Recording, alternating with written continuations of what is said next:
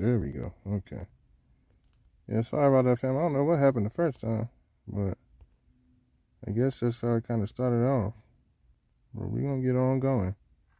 Be Gucci now. All right. Now to get back into the zone. All right. Hey, shalom, shalom, fam. Shabbat shalom. Grateful to make it to another one. Shalom, Brother Cole. Brother Cole, what's going on, brother?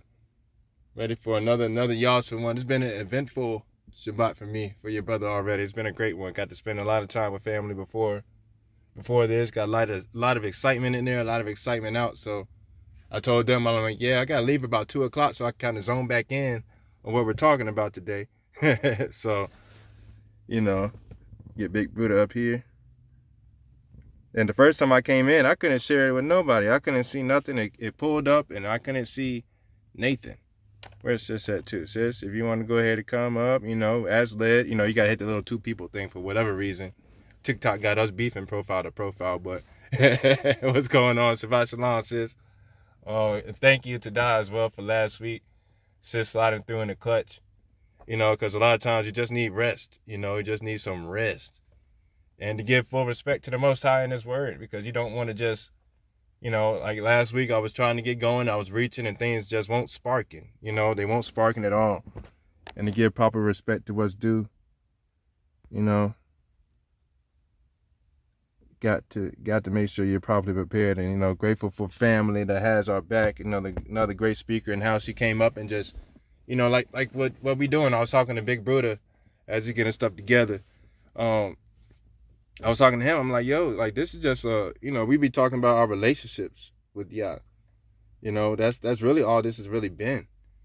Our relationship with Yah, how we really carrying things, and learning from each other as we could use what each other went through to put it on our plate to keep going.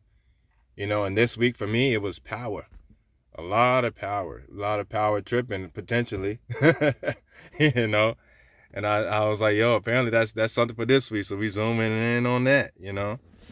All praise to the Most High. All praises. Yep, we're gonna per usual get Big Buddha to come. He's probably going in.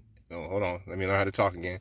Going ahead and sending stuff out to other people, sharing stuff. So when he's available, he got the request already. But anybody, for real, if you want to come up anytime during the lesson, we're gonna be talking about power and power trips. I'll probably repeat this once we get going, but power tripping is very, very, very common nowadays. Like, pun intended. What's going on, Big Brother? Shabbat shalom, sir. Shabbat shalom, baby brother. Hey. Gonna get that music going. Get it going. Get going. Yes, sir. I'm over here just chatting in the background, turning up volumes, making sure everything's good. My camera roll in the bottom of it, so don't even mind that. Don't mind that. It's weird how trying to get pictures on here for this junk, but yeah, we can go ahead and get started. Okay. And the music gonna act funny. Oh, yep. One of them at the funny days. Like, it's been weird all day, but, praise y'all. It's all right. It's growth. It's growing. A lot of people checking in and even following, even over there on YouTube, prayerfully. Things are going up there just to easily post over there, have something running for, it might be easier for some people, stuff like that. But yeah, you can let the music play whenever. I'll hear it and, I'll stop talking. But just getting back warmed up and everything. Not let me play the music, baby brother. Oh, man. Well, that's all right. Can you hear me? Yeah, I can hear you. Can you hear me? What?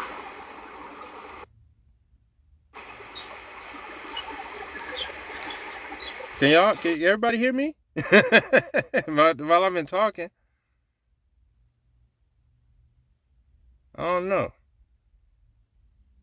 Yeah, if y'all could let me know if y'all can hear me or not, that'd be great. Because if anything, we'll just go. Ain't gotta worry too much about. All right, bet that at least. Yeah, I mean, as far as the music, I had a couple selections I was really hyped about though. That kind of went with the message, but it's all right. Yeah. There you go, sis. What's going on, sis? Sister LaCrystal. Yeah, I mean, if you can't get it going, or you want us to wait a little bit, we just no music, no music. Don't hear nothing yet.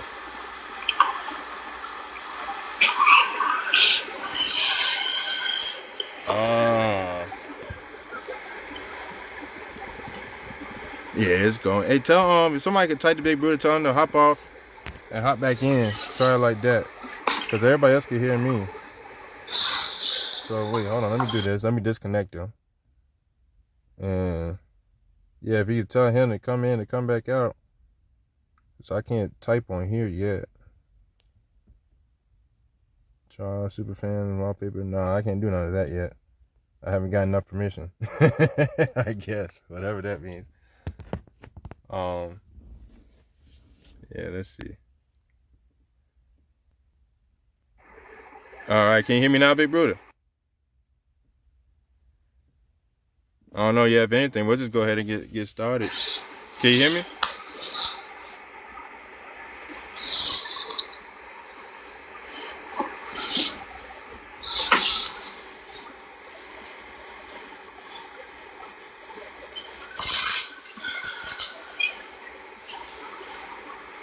Yeah, I'm not too sure what's going on.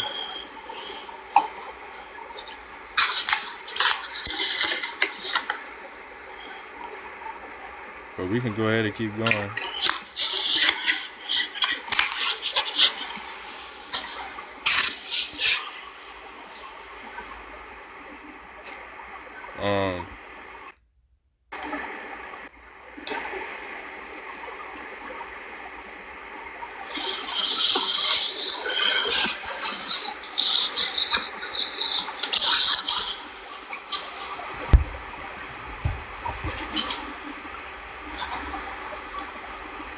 Yeah, it's all right. You know,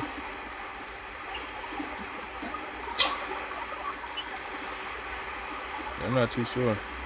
But anyway, we just gonna chat. If everybody else can keep hearing me, you know, we good. If somebody can type in the chat to let Big Brother know, or if sis, y'all can text him, let him know. We can hear him, but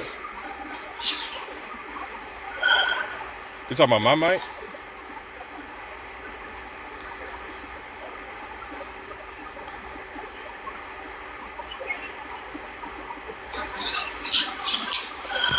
Oh, Bruder. Yeah, I don't know. Yeah, it's on. I can hear him doing some stuff in the background, but hey, Shabbat Shalom, Uncle Bruder Darius.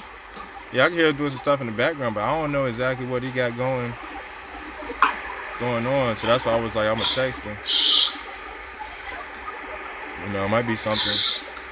That might not get any music going today, but it kind of goes. You can still go. I might play something at the end because I don't know how loud nephew be. I kind of enjoy being outside while we got, you know, all this stuff going on. So I just come outside and make it easier. Do it like that. And all right.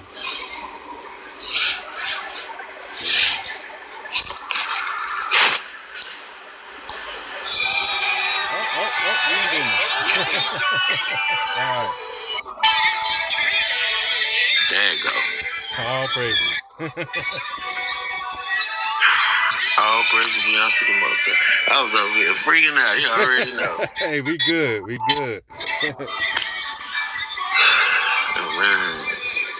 Hey. Dude, I done lost my train of thought and everything. Oh, I was sharing the live, yeah. Navy. Oh, wow. You want me to run one more, or you want to go ahead and start? Yeah, you go ahead and run them 2 songs or whatever, and just go and start like that. I don't think we're gonna be too long today anyway. So yeah. Okay. Appreciate you, sir. Oh man, absolutely, sir. My pleasure. Let me see.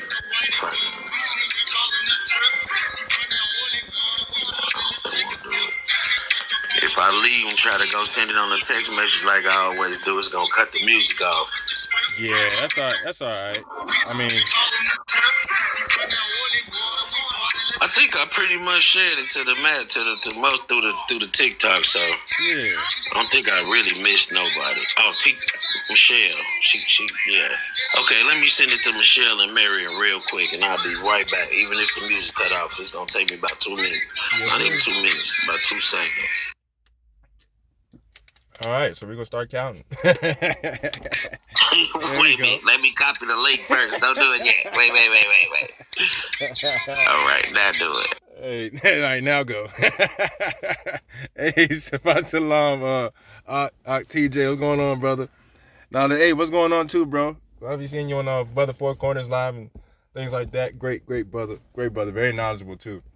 Seeing people pop in and stuff. But we about to get started. We're gonna let this song play, and we're just gonna hop right in. I'm gonna get back zoned in and all that. All praises. We're gonna start out in Matthew. This not up there, but we're gonna go Matthew 26:64, and we're gonna start out Philippians. That one's up there, Philippians 4 and 6.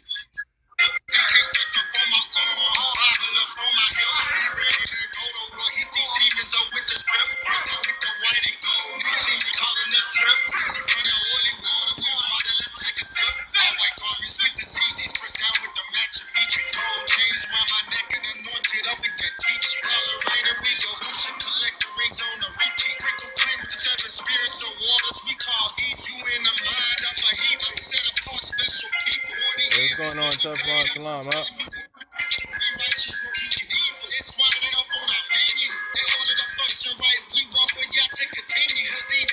Shabbat Shalom, sir.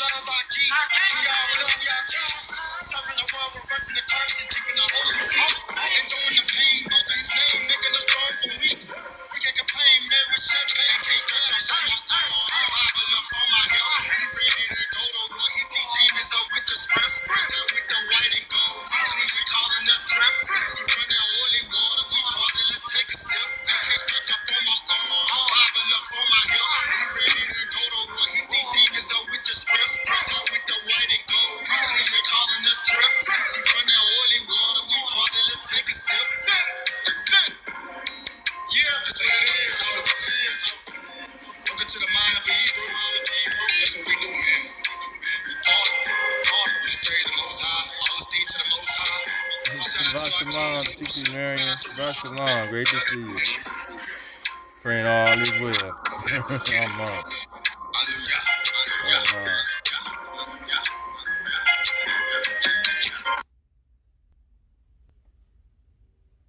All right. We're going to get started with Philippians chapter 4 and 6. And then also we're going to go Matthew. You can go ahead and play another one if you want to, Bruder, but just let me know. Are you good? I'm being obedient. You said play one more, and then I got that lined up for the end. So let's go. All right, let's go. Let's get it. All right. See, that's why I love having my family with me, man. That's how we do. We talk regular. Big God. Hey, Shabbat Shalom, fam. Shabbat Shalom. We're gonna go ahead and get started. Praise Yah for another Barak Shabbat. I started off earlier. I don't know if it was this go or the last go, but the first go I tried to go and it just won't go. And so the second go I was kind of talking about how today's, just talking my head off. But, it's been a very eventful Yawsome day. Got to spend a lot of time with family already. Got to be like David. We was talking about the arrow. Got to do some arrows. Got to do some adjusting and stuff like that, and learning stuff, from my father, things like that. Very, very awesome, and it definitely goes in with the lesson altogether. It's power. Knowing power prevents power trips. Almost like with a circuit in the house. When there's a power trip, there's too much flow into a circuit that can kind of get you thrown off, right? But there's need for power. Power pushes the needle in life. We do have the power to push the needle in life as long as we're in line with the Most High. Right? Power is a noun and a verb. Power is, power does. And I kind of got it from driving in traffic, I'm guessing that's what's going to be a lot of this relations. But like we're doing here, just relating what we go through in life. That's all this really is. This kind of like one of those sparking things, you know. But I'm traveling down the road and told Big Brute about this story a little bit. I'm gonna cut out some of the details, but I was, one of those things being cut off, and in my mind, I'm like, everybody's in a rush to be first, right? But what you gotta realize is, in thought process, you already are first to walk in your shoes, And I was like, yeah, that means marinate on that, because I was all right, power, right? You are already first in your walk, right? And it made me think, what mixes into power? I brought it to life. But in my life, what am I mixing into power? What am I doing every day? My interactions, my verbiage, right? My action of speaking life. Because all this mixes into power. Everything we do mixes to give you your power, give you your stance, and how we treat and how we go about things in life. And then that map came up in the picture, how I talk about imagery and stuff like that. All over the world as we're traveling, as things go on all over the world, right? The common title as things are going on nowadays. It's a lot. It's a shift. There's a moving of the needle. And as this needle moves, as this shift happens, we are seeing that those in this culture, those are pushing this culture are via control of that shift, right? So I was going the next level after the stir. Exactly. Boom, bam. You see? And then he goes with the wrestle of digestion and things like that. As everything goes together with the stir and stuff like that, I'm noticing how it's all flowing per usual. But what is the power behind the stir, right? What you're cutting off, what you're bringing together, what you're growing, what you're leaving behind in your walk. If somebody would see you walk by and your interaction with them, what would they say? What is that power that's being spread? Even this rising, when I was meditating on this, and I was actually asking myself questions, because this is a real life thing, not just this is a lesson that needs to be made for this. No. But it starts off with the real light versus false light. Like this rising, I was trying to write notes all of a sudden side by side, going through the lesson, and I cut on the lamp, and I just started getting anxious, and I was like, it's just not hidden. So I cut the lamp off and I just opened the blinds. The natural light worked way better. I was less anxious, right? Then it made me think even more, because these things connect. I'm like, well, what does that have for the need of power? What's needed for power, right? Then I thought about the Messiah. How many times did the Messiah use a name versus using the natures of things? Because Yahweh communicates to us through the natures of things, through the natural actions of things. Even bringing the power back to the earth, how the earth disperses like the body after the stir. It heals, it generates foundationally, from gas to waters to the ground up. Foundationally, it expands, it contracts, it disperses. So therefore, us being made in the image of Yah, right? Now that we're starting to cook, and now that we're made in the image of Yah, that's Arat, that's earth, and that's us. So we must do the same thing that the earth does, being in the image of the Most High as He created heavens, right? All is Yah. So I've got to learn how to work like the body does. And that's how we got into power even more. Now let's bounce over. We're going to bounce a little bit right now. Go ahead and jump right into reading. We're going to go over to Matthew 26, verse 64, secondly. But we're going to start in Philippians 4, 6, and read on a little bit, right? As we kind of get in, that was kind of the introduction. We just dive in and just let Ravak start stirring, and we just catch what comes up. Individually, all together, however it may flow. But let's start off in Philippians chapter 4, verse 6. And then we're going to go over to Matthew, 26, 64, I believe, and go from there. So, Matthew, yeah. So we can go Philippians 4, verse 6. I'm going to go remind you, we're talking about power, right? Because power pushes the stir, right? Power disperses throughout the body. Power is what generates foundationally. Power is really a request. Power is constantly being sent out on quest and coming back in. So with that word request, keep that in mind as we're starting to read Philippians 4, verse 6. And it says, be careful for nothing, but in everything by prayer, right? That's that Come on now. I'm telling you, that John will bring you back. Like you forgot how to be sober minded all of a sudden? You know? And Shalom, Sister Mavis. Great to see you, Kachi Mavis. But I stopped at prayer because it says, be careful for nothing, but in everything by prayer, right? And that made me think of waters. Waters pouring out and waters pouring in, just like the earth does, right? At the same time, waters pouring out of earth, waters pouring into earth. These are prayers, right? And prayers are compared to water because they're essential for spiritual life. They water spiritual life. They're cleansing, they're refreshing. That's what prayers are. Prayers, oftentimes in scriptures, metaphorically, are coinciding hand in hand to clouds, right? We'll see that later on. So let's read that again with that in mind. It says, be careful for nothing, but in everything by prayer, by the waters, but pouring in and pouring out, and supplication toward power. Because remember, and it's at, Allah of Tav, right? So we're going to bring all this as we're doing a study. This is just how I was walking. You know, whatever sparks up is whatever sparks up, right? This is just what, my testimony. And I stopped and said, at supplication towards power. So we got praying waters towards power with thanksgiving, with fasting. And when you fast, your body has a chance to properly disperse things even more, even down to the scarring, even down to the cuts, the bruises. Oftentimes when we fast, I'm going through this fast now with no yeast for 40 days. I personally do, including the Feast of Unleavened Bread and things like that coming up also. And also how this message with power actually coincides with Passover coming up on the evening of the first. Also today will be the day, because you would choose your lamb 4 days before Passover. So today will be the 10th day of the first month, and Passover being on the 14th day of the first month. We're going to jump into that a little later too. It all comes together. But when the body digests, it eats away the scarring and everything like that to properly disperse. So it has to be thanksgiving. So there has to be prayer. There has to be waters, because that flows, right? And there has to be supplication. There has to be power. Then there has to be fasting to let your request be made known unto Elohim, unto the righteous direction of the Father. So let your request be known, be intimate unto Yahweh by the prayer and the supplication with thanksgiving, by the prayer, supplication, and thanksgiving. We're going to keep that all together. Hey, sis, I see you right there. I see you. I felt it. So I'm going to say, go ahead and look up. Oh, come on now. All right, there we go.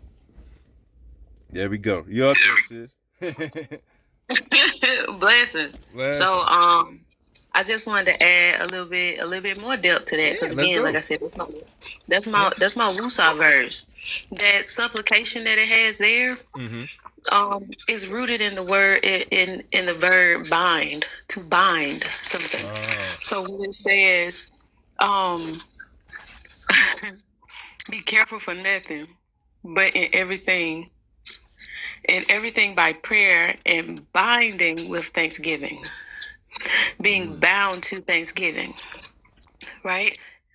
So now you have something to be rooted in, because when you get anxious like that, you start to live in spaces that have yet to come. Right. And so you're going through time in a way that you ain't there yet. You don't know what's going on. Me and LaCruz was talking about this morning. You ain't got y'all's mind.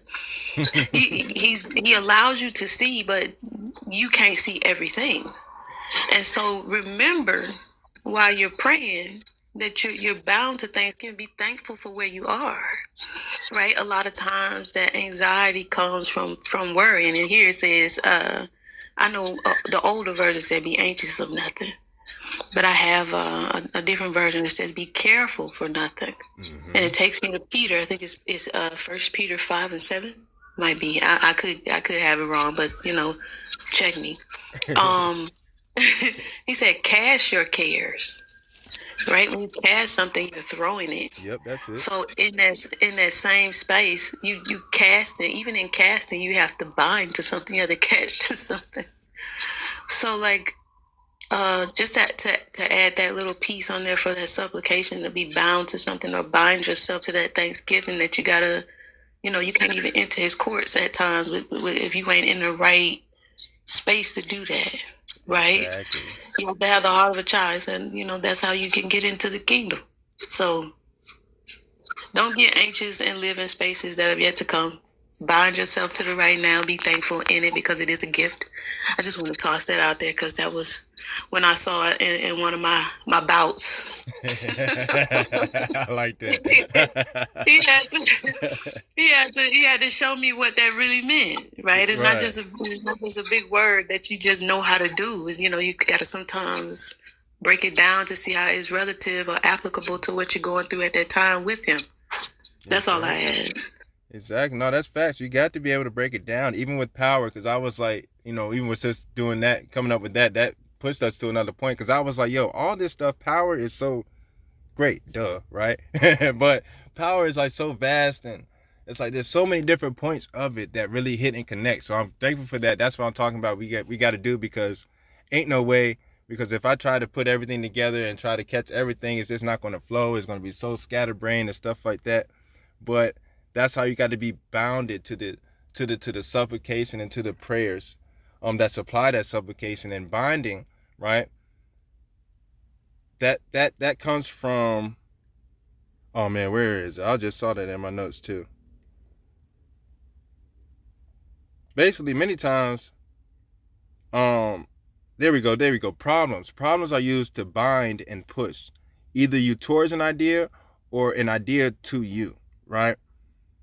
And a lot of times when that happens, it's because people take their ideas of you and push them on you only because of how you make them feel. And that could be pushed onto us as well. That's what came from one of my bouts, coming from that binding. And that was one part of when she said that, I was like, ooh, that's a chance to go to that part of the notes.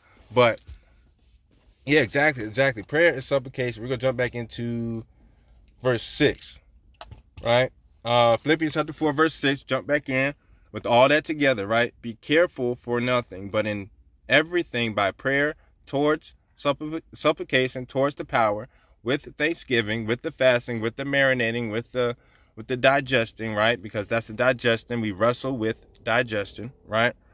And let your requests be made known unto Elohim. May your requests, may your going back and forth in his power be made known, be intimate unto Elohim. So that way we're able to keep going and pushing forward, because the only way we go is forward. We don't go back, right? We have the power to move the needle forward.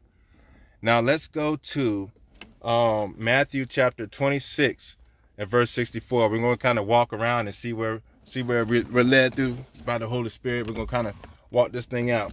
So Matthew 26 and verses 64. All right. So here's where I was talking about it. Kind of it goes hand in hand with Passover coming up. And remember, we were talking about the clouds, right? Now I'm going to kind of go back into that. So it says, verse 64. It says, Yahushua said unto them, Thou hast said, nevertheless I say unto you, hereafter shall you see the Son of Man sitting on the right hand of power, and coming in the clouds of Shamayim, right? Sitting on the right hand of power and coming in the clouds of Shamayim. So, with those clouds, right?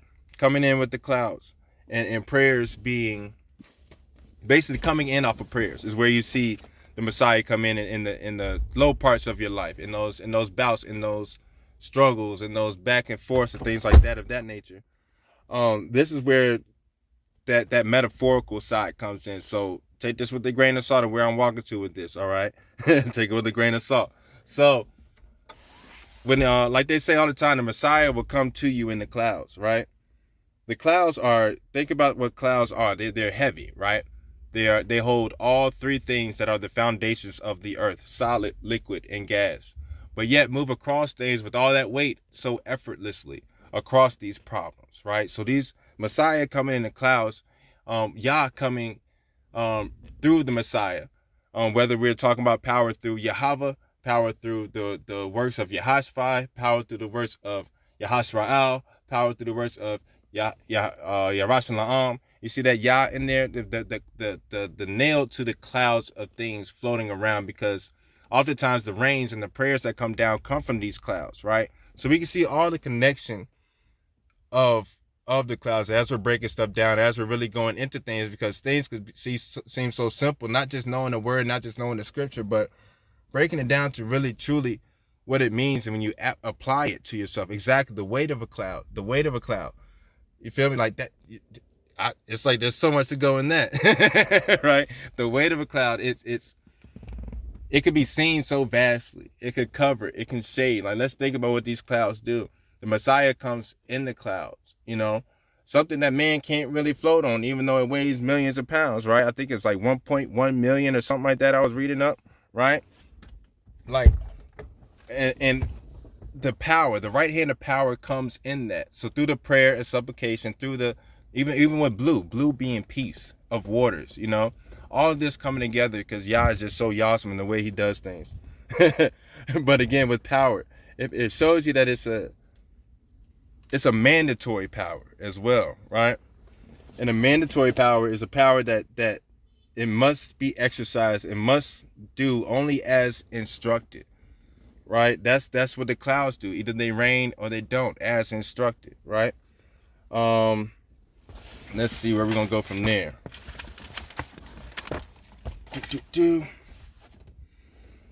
Yeah, so again, power is an action, and power is a noun, and power is a verb. Power is and power does. Power means to have, that's ability, and power means to bring under, that's might. So again, how do we carry ourselves in life in order to bring things under control in our own divine timing, or when we're allowed to be there, is where I was going with this. Even with traffic, think about stuff like that. I'm like, how am I in this situation going to better the forwarding progress of this whole situation? That's basically my toil. All I do is watch how other people drive in traffic and guess their next move. That's all I do. But things that's the wrestle of digestion. And things may digest, right? But we wrestle to find how to digest it. And then when I was thinking about that, I'm like, all right, we're wrestling. Sorry about the open and close on the door. I be thinking I'm good, and apparently I don't, because people just pop out of nowhere. But with the digestion, the wrestling of digestion is basically finding love again. That's the wrestle. That's the wrestle. Finding love, finding out how to love about this situation, finding the love in this situation, finding the love that I'm gonna need for this situation. That's what the wrestling is. The wrestling is how long it takes you to find love. So again, like with the body, what does the body love? Food. So the wrestling and digesting is the body figuring out how to push that food to different directions. As we're out here teaching, because we can see that we're needed out here. Like, the people like us, we're needed. Yeah, exactly. Countenance and correction. We're needed out here because people don't know how to digest things properly, apparently. That's what brings up the power trips, because of the wrestling of digestion, when really all you gotta do is be peace, right? And what is peace represented of? Blue. And what is blue? Waters. Where do waters come from? Clouds. So therefore, if you look up, you keep looking up for so long, you're going to get a positive thought, because things can be carried, so much to be carried in something, and so much could be handled by someone through the works of someone, and it all comes together. You see that thought process, how it all comes. So when you look up in the clouds, they look a little different now, because you can explain power better. So not that you can explain it in one way, quote unquote, but you can explain power to somebody, because a lot of times that's all it is. People don't know how to power how to power up. Sometimes you got to power down. It all goes together, so you don't rush. And also knowing that it's a request, it's a constant renewing power that constantly gets sent on quest. That's what power is. Exactly what I needed this day to be. All praise to the Most High, Auntie Mary. I'm glad you was able to come through here, as we go through everything we go through. But this is why we do this, because you don't know who needs to hear it where. But yeah, as the earth disperses, heals, generates foundationally, everything moves. And that's a great point. When the scripture talks about the Messiah coming in the clouds, even in Revelation, right? And we know that Revelation was what John was going through, not necessarily meaning it's the last book of the Bible. It's not the last book, but not necessarily meaning this is the tale of the last times, but a tale of the times of shift, right? That's the thing. Yeah, go ahead, sis. I'm ready for you. Come on in. Yeah, I just wanted to go with that thought that you was having about the water.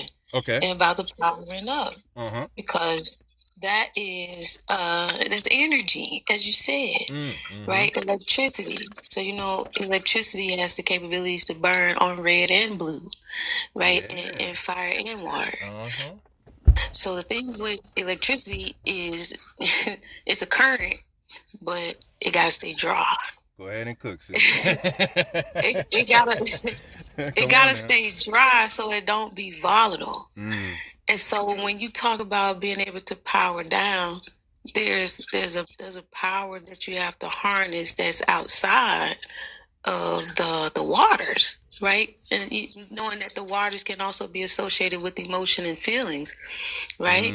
You have those spaces where there's a quenching and a quenching, right? With water, just like it works in power, where you can have that flow of currency that's dry, that energy or that power, both generate energy, but they do it in a different way.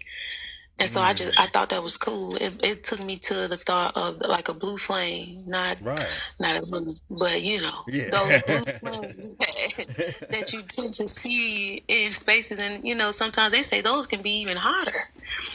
Now, granted, you have like different ways to change like fire based off what's in the air. Then that takes me to what you were saying about the clouds being heavy, because again, it has those gases and such. But that's the science brain is skirting off. But yeah, that power was discussed. I want to say, it had came up with LaCrystal about power and authority. I want to say maybe about 3 weeks ago. There was a revelation about the differences, the difference in between, and how they both they're partners in a thing, yet one doesn't supersede the other, right? You have to have authority to exact certain powers, and if you don't, then you get certain things out of scripture, right? You get to see what that looks like, the abuse of power outside of the authority. And so when you talk about these power trips, that tripping comes because you didn't have the authority to operate in that power, or you weren't given the go-ahead to execute a thing, or that worked for that season, you can't try it in this one. So those different stages of power. I don't know. I think I'm tangenting, but you know how we talk about that. But that's what the power took me to. And then you were talking about the blue and that peace. I was like, man, I'm gonna have to go back in those directions, because that was part of my job too in the military. So if you follow a current, it flows. It's supposed to flow only one way, right? Even with that, even with there's only one true way, one flow, one current, one direction to go into. There's only one that's proper for this. Yeah, so it don't become volatile. Yeah. You can have breakages or shortages, reroutes, those switches, right? Because if you look at the schematic, I think I'm going too far. Let me get out of there. No, you good, because even with that, go ahead, you good.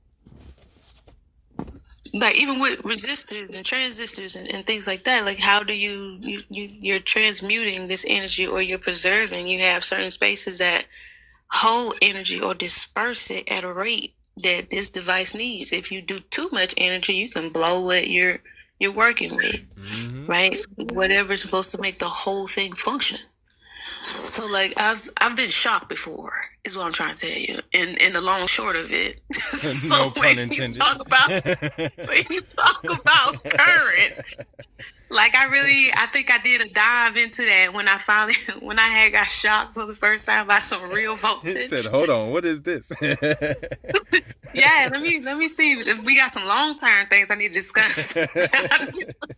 Take in prayer. But yeah, that was one of those times when you dive into stuff that faith based question, then you be all in y'all's business. But yeah, I just want to share that. That's where my brain went with the power and the blue. Yeah, even with the power and the blue, with the trip, because I was over here, I was listening, I was like, I'm holding on to thoughts too, because even with the trying to figure out what's going on, because like sis was saying, power can only flow in one direction, right? So if something is messed up in that one direction, there's going to be a GFI. There's a ground fault indicator when it comes on an extension cord from the source of power, right? So when you plug into that joint, and when you plug into the socket, excuse me, and the power comes through, you plug in something else to transfer or transmute, because when you hear that mute in there, when you got to quiet something down to move it properly, because it can't be too loud right now, right? Even with it all together, power only comes from one source. Yeah, exactly. It's only one source, and there's only one way that it could be directed, like that mandatory power. I found that. We going. Acts 1:8. Boom, boom. Let me flip to that. But even with the blue and I didn't even think about that. That's why Yah is awesome, because like even with the flow of electricity flowing through fire, flowing through water, each one comes out differently, but one is more one even disperses further. Electrify once I'm mowing the yard. Exactly. Even with mowing, and that's man, Rabat. Because I was over here thinking about the lawnmower earlier, and I was like, why in the world? Because going with power, there's a there's a pull, right? Oh no, what was it? There's a pull, there's a lock in, and then there's a release with power, right? There's like with the lawnmower, you pull it, and then there's a what was that, and then there's a release, right? But the power goes back into that same direction with that slingshot. Like as far as you pull back, you push forward. Start with the 7th verse, Acts 1 and 7. That's right. Let's flip there real quick while we talking and chilling. 1 verse 7. Oh, verse 8. It says, and it said unto them, it is not for you. Back it up to 6. Okay. Okay. I got you. All right. And he said unto them, it is not for you to know the times or the seasons which the Father hath put in his own power. And it says, goes back, for Yohanan or John truly baptized with water. Oh, no. When they therefore were come, they asked him, saying, Lord, wilt thou at this time restore again the kingdom to Israel?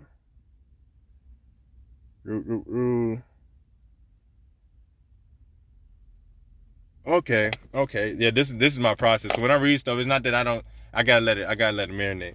So so it's like truly being baptized with the water and with the prayer and everything like that. Thinking about John.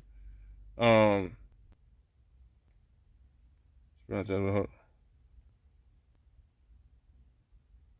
John the Baptist. Yeah, right? You should be baptized with the Holy Ghost not many days since. Yeah. So, okay. So, yeah, going back to the waters, the prayers of supplication and everything like that, to know when things are going on and how everything was basically talked about the supplication. I think that's where you're going with, sis. Help me out. If you could send a request up, But from what I'm getting from it, going along with the water and the seasons and with the clouds and things like that, moving along and coming back and forth and things like that. When baptized, literally being baptized in the water, so coming out of the waters again, coming in the clouds in a way, right? You're good. But yeah, that's what I got from that. Well, later on, now I'm curious about that. Now I gotta dive in, because that clicked something with the water, and then with John, and then with the baptizing, and then with Messiah. And then Holy Spirit, Acts chapter 2, all that coming together.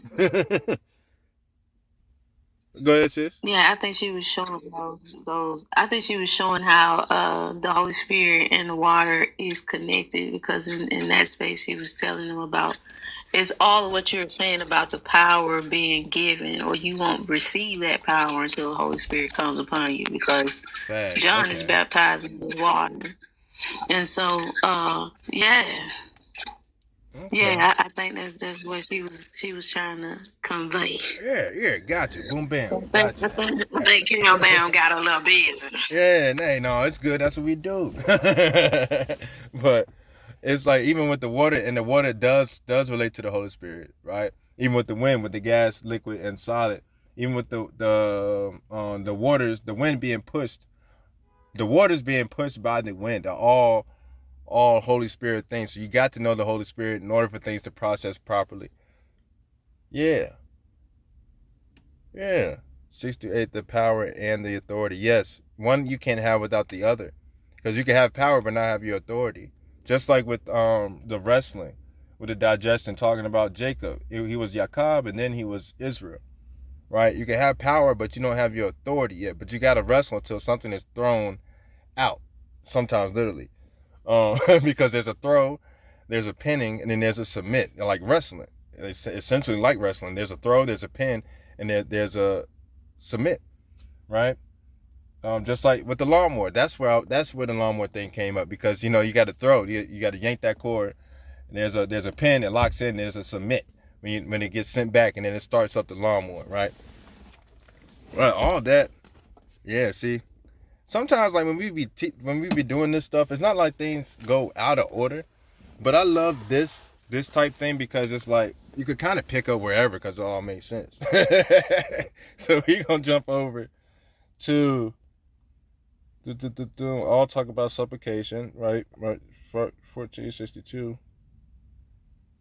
All right, yeah. We're gonna jump over to Sirach chapter 2. And we're gonna read through that. So in Sirach chapter 2, that came from Salakia. How to carry out the message. That's right. All right. The digestion. Okay, boom, bam. This kind of sets the theme of how to, basically like what we go through in life, right? Talking about power again, certain aspects, little aspects of power that we're tapping into, but this goes in very many vast directions. But this is a precept that I saw that helps you keep your power in the right direction, not really being altered by anybody else, because remember, when somebody else's opinion can be pushed onto you, and that can have you act in a certain way, but it's not even anything to deal with you, right?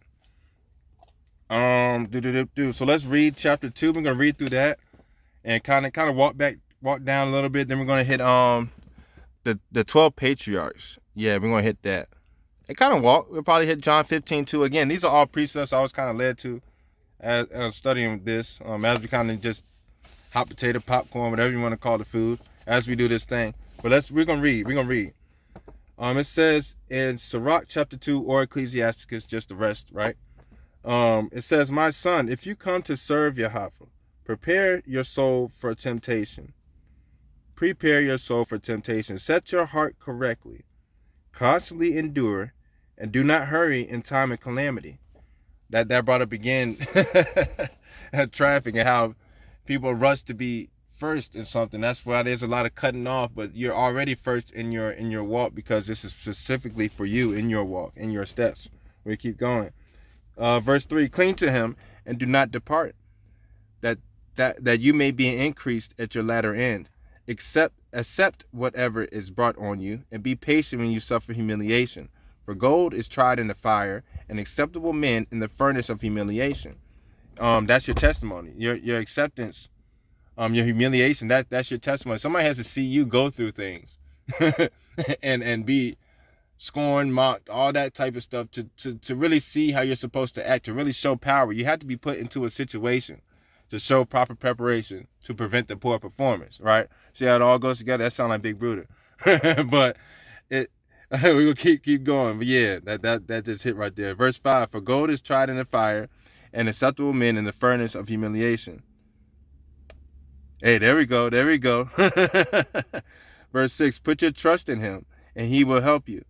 Make your way straight and set your hope on him, because you will never go wrong." You'll never go wrong as long as you're showing your power and looking at him in your requests and these going back and forth in these quests that we're sent on, because being intimate with the Most High in this walk, you'll be making requests, and all that is be asked to be sent on another quest to show love somewhere else. So don't get frustrated when you're actually sent out here to work. There's another way that was put going through life. Oh man, I was listening to somebody and they dropped this bar. They were like talking about the Passover. Remember how in Joshua chapter 4, when they crossed the waters, right? But before that, they came out the wilderness. Before that, there was manna or manna, meaning what is that? The bread that came, that was provided for them. All of a sudden, that bread stopped. That miraculous thing stopped in the wilderness, and they crossed the Jordan, right? They crossed over that water, right? Remember the water? Remember how all that clouds and stuff like that? And then they got out of the water. You'll read in chapter 4 on the 10th day of the first month. They already observed Passover, right? So they come out the water on the 10th day of the first month. I believe we taught on this a while ago. It sounded familiar. And coming out of that, it was like choosing your lamb, right? Because you're supposed to choose your lamb on the 10th day before the 10th day of the first month. On the 14th day, they held Passover. But all that to say this, you can't expect the miracles of the wilderness to happen in the promised land, in the promised place you get to. You can't expect the wilderness miracles because eventually that stops. Eventually that manna stops because you should know better by now, right? By the time you get over here, by the time you cross that Jordan, by the time you get to this place where we ask for, all we ask, y'all, is give me a chance to show love. Give me a chance to be able to fix stuff. Like that's all I realized I asked for was a chance to be able to show the difference, to show how we're really supposed to do this thing. Because there was a sackcloth effect, you know, where the sackcloth was usually made out of goat hairs from what I've researched. If I'm wrong, point me out, catch me. But usually made out of goat hair, and that'll make you itch. Itch so much that you have to just do something about it when you put on your sackcloth. And that's what I realized. I'm like, yo, I'm just struggling with my digestion, so that way we can show how to love. Because I don't want to have those power trips anymore. Because this flow comes in and gets to a certain point where it just hurts, you know? When you eat sincerity, live and show sincerity. Exactly. Go ahead, sis. I got you.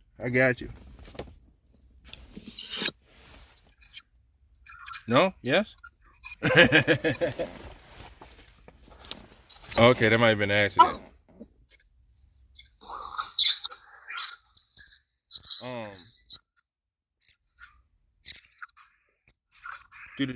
But yeah, there's a wrestling and there's a digestion to it. Yeah, I think just hit that on accident.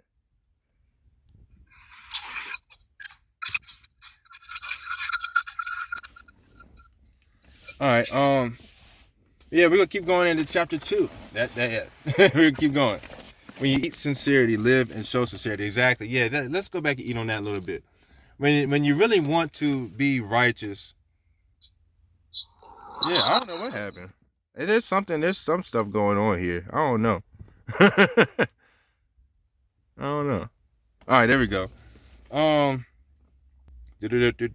Yeah, when you eat sincerity, you live and show sincerity. Exactly. So when you really want to do this change and you really want to show a difference in the world, when you see stuff that makes you itch, that you just gotta say something or do something about it brings up stuff like this. It brings up studies, just like in traffic. I'm not going to say I wasn't extremely irritated that I was being cut off, but I knew that I was at a point where I would be acting in the flesh, right? Because when things hit the flesh, that's when things could be misinterpreted, because things come and hit. If you're not in tune with the power and you're not in tune with spirit, it hits the flesh and doesn't have a chance to hit the soul that's connected to the spirit. It gets stuck in the flesh. We got to watch that too, right? Oh, yes, sir. That part. I got you, Rock. I got you. We're going to jump back into Sirach chapter 2. We're going to go down to verse 7, right? No. Verse 5. We're going to go to verse 5 and keep reading. Keep on tracking. It says, for gold is tried in the fire, and acceptable men in the furnace of humiliation. That's right. Verse 6, put your trust in him, and he will help you. Make your way straight and set your hope on him. And you who fear Yahweh, wait for his mercy. Wait for his impression. Wait for his turning, right? Do not turn aside lest you fall on your quest, on your request, on your prayers, right? All you who fear Yahweh, put your trust in him, and your reward will not fail.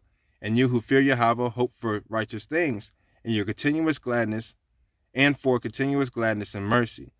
Look at the generations of old and see. Whoever put his trust in Yahweh and was ashamed, or who remained in his fear and was forsaken, or who called on him and despised him. For Yahweh is full of compassion and mercy, right? That was a thing, to have the compassion of Yah's heart. Not being a pushover or a walkover, but just to see like this person just doesn't get it yet. And sometimes that's the way it is. Sometimes you're just in front of that person. That person hasn't gotten to the point where you've gotten to. But it's not a time to turn around and like ridicule that person individually. I think that's what I'm trying to say, or being led to say. Yeah, don't move by impulse, basically. Yes. But even with the Messiah, studying with the Messiah, how he taught, again, I was looking into it. I was like, well, how many times did Yehoshua really go in and call a name? He had plenty of them to choose from. Obviously the prophets did their thing, right? But it's like, how many times did he go at the natures of things? So I got to see oftentimes a lot past what happens in front of my face, just from my personal testimony. And that's a lot of what happens in life, really. Things are thrown in my face. I'm just like, what in the world? What in the system? My family be rejecting me more and more as I celebrate the holy days. Yeah. And oftentimes that's just with digestion, Auntie Mary. Like, that's just their digestion. A lot of times it's, they just haven't heard it the right way yet, and that's not even on you. Oftentimes it's they're going back and forth to Yah. Oftentimes it's just studying to show themselves approved. I break it down like this. I'm like, yo, even with this, no yeast for 40 days. We know what this means in our culture, right? But I tell other people, I'm like, hey, if you take your body through this fast, you know how much benefits that is? If you go through this fast yearly, so everything you did in the previous year is going to be eaten away, da-da-da-da. You go back in, don't even go back in hard with the breads. At certain points, I didn't even know what to eat and then I realized, I'm like, yo, I was just stuffing myself with bread and not the right one, right? All that power, all that direction. There was a GFI, there was a ground fault indicator that was like, hold on, man. I thought I was putting on, I was doing some push. I'm like, oh, no, I was just swelling up, what else? And even with these things in the past that happened, they really do connect, right? These things really happened, the Exodus and breaking it down how, all these things are your time to get back in tune with Yah. Not this is the end all be all, just like Paul said, don't judge a man by this or that. But just that this helps you get more in tune with Yah. And if they don't want to do that, that's between them and Yah. That's really it. At the end of the day, that is between them and Yah. It's not meant for everybody to hear, but I find more satisfaction in knowing somebody is at least somewhat righteous. And outside of that, it is what it is. There's different ways to reverence, right? There's not just one way to reverence as long as it's righteous. Our brothers and sisters reverence different ways. Like not everybody goes to 40 days without bread. That's my reverence. I might reverence and pray the first thing in the morning. Some people might wake up, brush their teeth, then pray. It's just on how you reverence. So don't be so discouraged. And I was too. Like deeply discouraged. I'm like, man, they ain't gonna, But it's not even that. It's not even that. Exactly. Yah will open their eyes and hearts in this time. Continue dropping seed. Exactly. That's all we do. We establish kingdom. We drop the seed, let Yah be the increase. But that love, that love. You feel me? That's where that love comes in, because we are reaching to Yah to find out how to love these people through this thing. But Yah's love covers all, right? Right? I like how we did that. But let's keep on going. We're going to jump back into Sirach. Sirach chapter 2, verse, let's see, 11. Yep. For Yahweh is full of compassion and mercy. Yeah, that's what we started talking from. He forgives sins and saves in the time of affliction. Woe to fearful hearts, to faint hands, and to the sinner that goes two ways. Even right there, there's a point where the power of Yah, right, comes into you, right? But then there's a point where the power of Yah has to work through you. But don't go two separate ways. Let that natural flow, and you go with that natural flow. Don't go two separate ways. Even with that current and flow. Once you start splitting that flow, because I did electric. I was a apprentice for a little while in the electrician field, and even with things, when you split things, the current isn't as strong, and you Samson again. See how it goes? That back and forth, that repetition.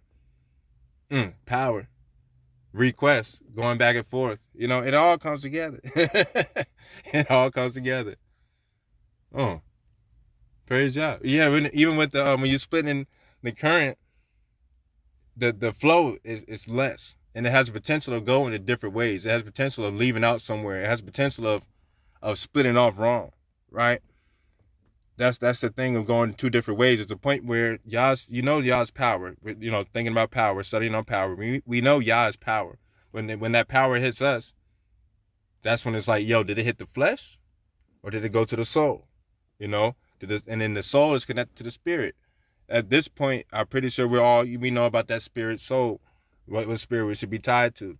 So the only way it's getting messed up is if it gets caught up in the spirit because of what our eyes see, right? Because our eyes mix the vision, and then when we digest it, you see how it all comes together? We keep on reading. Keep on reading. Verse 14, woe to you who have lost patience, and what will you all do when Yahweh visits you in those times? I tell you what happens every time I get like that, and I get in those times. I'll be sitting there like, yep, I knew better. That's about it. I done got toe up behind this, and I knew better. I just thought I had it. I put my hands on it. I showed anxiety. I ain't even have it. All right, you got it. And there's still more. I said you got it. Like, no. All right, I guess I deserve. That's how me and y'all talk anyway. But that happens. That's what happens when he visits. Verse 15, those who fear Yahweh will not disobey his words, because there's only one way to do this. There's only one way this instruction goes. This is a mandatory thing. There's a donor, and then there's a donee, and then the donee becomes the donor potentially again. Even with those scripts. Right? I'm saying I do read it like that. But that's how I get the lessons. So by the time I get to reading it now, I'm as I say, more well put together and well versed and all that hoopla, But yeah, I definitely be reading, because that's all it is. Like, this is our history. So it's like our ancestors left us specific scripts and words, many books and stuff like that. And then there are situations. There were hood situations, but we're gonna stop there. See, I mean, I've just seen some stuff, not saying I'm from the hood at all, but I've just seen some stuff, and this goes in line. But we'll keep reading. Let's see, verse 14, 15. Yeah, 15. Those who fear Yahweh will not disobey his words. Those who love him will keep his ways. Those who fear Yahweh will seek his righteous pleasure. Those who love him will be filled with the law. Those who fear Yahweh will prepare their hearts and will humble their souls in his sight. He will fall into the hands of Yahweh and not into the hands of men. For as his majesty is, so also is his mercy. For as his majesty is, so also is his mercy. Hood Sephardic neighborhood. Yeah, right. Right. Yeah, I like this. This is vibes, man. This is vibes. It doesn't really feel like, now there should be order and stuff like that, of course, always. But we're just having some study things, Yeah, that part. It's rare that I don't have a hoodie making beats, Sephardi, that's what we do. It's just like it's a misplaced, what did Kofi say? But misplaced priests, like that. That's all it really is. Like these men, women, they're priests in their own ways, but they're just misplaced in the music industry nowadays. That's really it. Yeah. Let's see. We got through that, right? Got through that. Holy days of digestion. Tada unto Michelle for that, because that went through that part of the notes. Holy days 8 digestion. Each year around this time, the body gets a chance to reset, right? Eat away old scarring. That's what we're doing. We're learning the relationship of how we are with Yah. That's really what this is all about, to tune up our relationship. Like, how is your relationship going? Like, how's my relationship going with him? What's some conversations and dialogues that we've had, with each other, things like that. That's what this is all about. Let's see. We're about to go to, looks like, Naphtali in the Testament of the 12 Patriarchs, if you had that. It's in the Apocrypha. Sis put me on game. And I was reading it because I started with Dan from Samson week before last, Samson. And I started out to try to go to Dan, and I read it, righteous stuff in there, but it just didn't go with where we were talking about today. But we're going to read the Testament of Naphtali, chapter 2 and 3. Yep, we're going to do that. But as we're going to introduce that, we are in the same line. I'm telling you, I love it. Because, even during times like this, the messages being given out, and the reason why we're able to popcorn like this, or whatever you call it, whatever terminology you use, is because we're supposed to be in the same season. We're supposed to be, at the same point, at the same time. We're supposed to be in this thing for each other, with each other, and stuff like that. Sorry, the children are out today. Yeah. We'll keep going. Messages. Let's see. So we can give the message. Messages digest. That we're talking about. Naphtali. It was talking about carrying the messages. How we're supposed to. Because Naphtali was a quick, athletic type person. You know, and that goes along with the message and then the digesting and the wrestling and things like that. Again, we should always be on the same page. I ain't forget about that little tidbit. But we are on the same page for a reason. Messages digest again. Messages digest in waters. Because we think about the earth. What message does the earth need now? Because before it didn't need the message of precipitation, right? We kind of say that. Hey, Shabbat Shalom, Kobe. How's it going, bro? Hey, great to see you, bro. Long time. Great to see you, though. The messages, they digest because the water, when the earth now needs water for things to digest, right? For things to be accepted. And they usually come from a type of storm, right? There has to be some type of storm for precipitation to precipitate, as we see now. Not that it has to be a crazy storm. Sometimes it's just a sprinkle. Sometimes it's just a shower. But there's something, heat reaction, how things happen in the clouds, even electricity, even power. Things are powered up for rain to fall down. So if rain is fall down, it's because there's a need, a falling down of prayers, answered prayers, and a rising up of prayers. Either way. But it comes from a storm. The waters and the messages are digested in storms. We're just breaking down how this process is. So things can seep in, root, and grow where destined. There are certain ways you have to carry a message, therefore giving messages of Yah. Again, don't become blinded by the problems. Problems are much like film across the eyes, as films are made today, right? In light, you can see through the film, right? And in order to throw us off, things were given to affect the flesh, right? In order to throw off that film, in order to throw off that connection in that film, for those that know photography, my grandpa was a great photographer. He loved photography. He taught my dad some photography stuff, and when you're developing film in the room, there's a chance to cut off the story of the film, right? In the light, you could see through, right?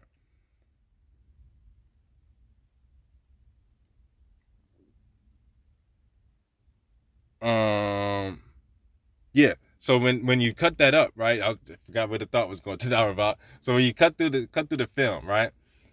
There's a chance where, one more time. You could be blinded by the problem. You cannot see the next thing. You cannot get to the next thing, because there's a cut in the film. You know what I'm saying? That was just another random thing. And things are broken apart. Exactly. There we go. Tadaravat. Things are broken apart to make us, to affect the flesh. So now when we see the film in the light, right? We're holding up the film to the light and it gets cut up. Now we think, oh no, we don't know the rest of the story. We don't know how it goes. Yes, you do. The other part of the film is right over there, right? It's right over there. It might be outside the 66, right? It might be outside whatever, but it's right there. It's right there. But it's been cut up through these fallen messages, because that's what the fallen messengers, see how it all comes together? That's what they did. They broke things up into pieces to affect the flesh, to distract us from prayer. So instead of thinking about prayer, we now think about the physical things that were broken up and appeared to us, instead of what was really meant for us in the first place. Worrying about the strips and not remembering that this is a chicken strip, so it must come from a chicken. That's the only way they can distract us, is if they cut things up into little pieces and break them up and slide them all over the place and stuff like that. But unless you're in tune with the Holy Spirit, unless you're in tune with the sacrifice, unless you're in tune with the Passover, unless you're in tune with Joshua 4, unless you're in tune with the Exodus, unless you're in tune with Leviticus, right? It all goes together. That was that film that was heavy. I like that one. Yeah, that causes indigestion. Again, that causes the wrestling, right? Yeah, check the whole library, right? Biblioteca, exactly. Check the whole library. Yeah,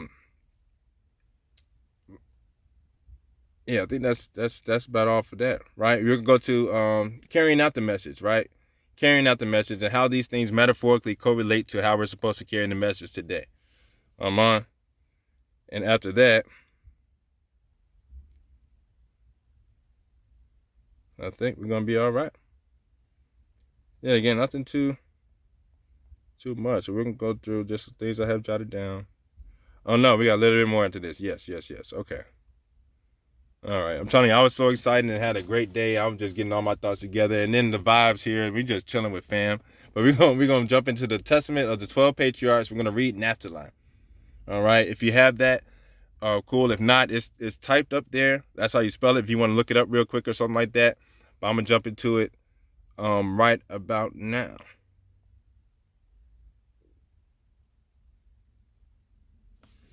All right. So we got the Testament of Naphtali. I think we're gonna be about done. Hey, Big Brother, if you want to get those songs queued up, we're gonna chat, see if anybody else has something to add. And I think that's a little bit that's about it about power. Not to have a power trip, being able to see behind the scenes. But yeah, let's read this, and we're gonna go ahead and bring it back together. Exactly. Live, work, and pray so Yahweh can use me anywhere, anytime. Exactly. Being in proper position, planted. Shalom, sis. Fancy seed planter. Shalom. How's it going? You see how that goes together? But let's keep going.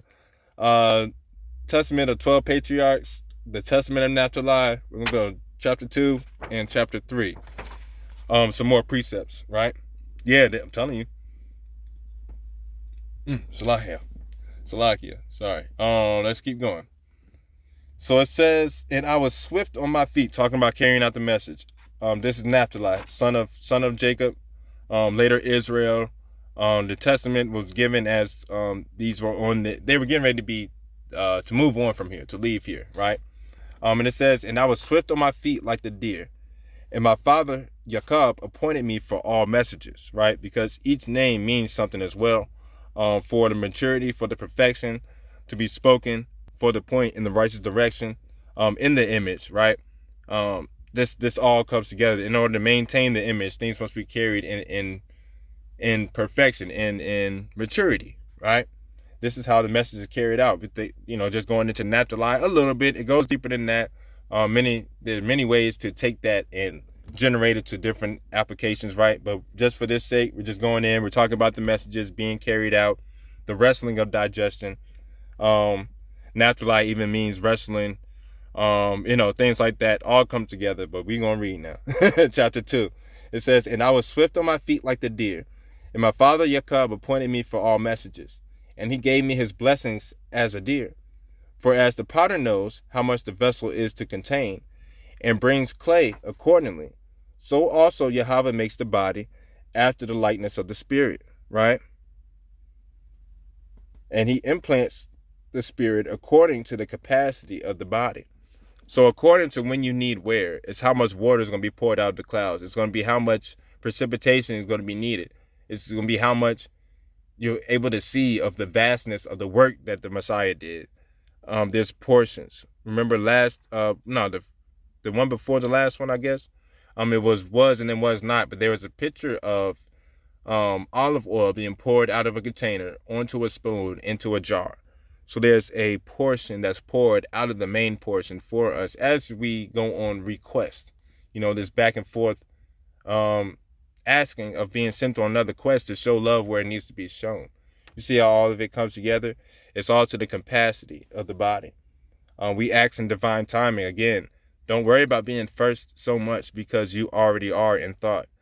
This step, this word, this place, this speaking first, this ear, first to hear on this path. There's no need to rush it, right? There's no need to rush it at all. It'll all come together because it all comes in capacity. Yahweh has that in control.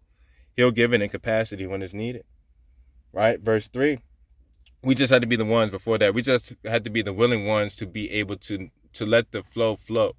When it comes from the power of Yahweh and it gets to the power of Yahweh through us, don't let the indigestion be a holdup. There's going to be some indigestion sometimes. There's going to be some clogging up. There's going to be some burping. There's going to, there's going to be gases. There's going to be things like that happen. But know how to disperse. Sometimes you got to have Thanksgiving.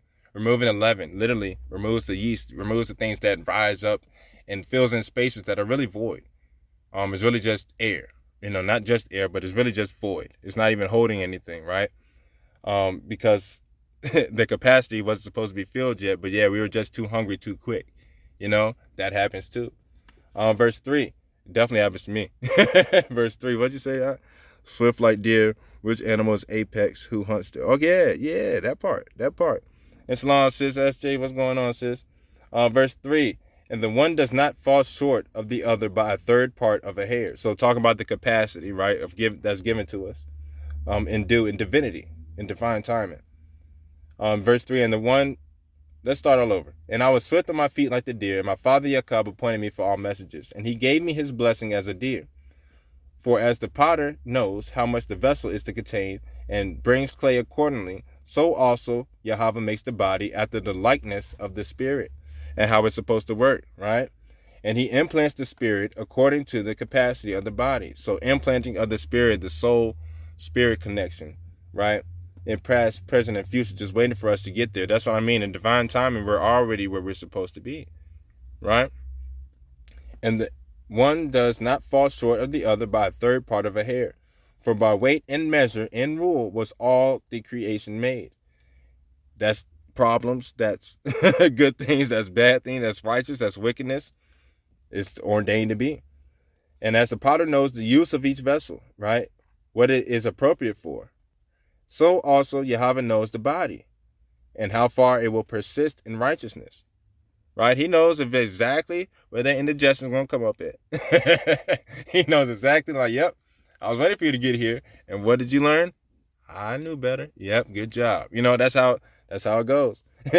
And when it begins in evil, see right there, verse 5, for there is no inclination or thought which Yahweh does not know. For he created every man after his own image. So try to be in that image. You know, we work just like the earth works. We have seasons. We grow old. We start young. We fall over. We sprout. You know, if we want to know how life goes, just look at how the earth revolves. So look how the earth evolves. I'm sorry, Salakia. How the earth evolves, right? Verse 6. That was crazy.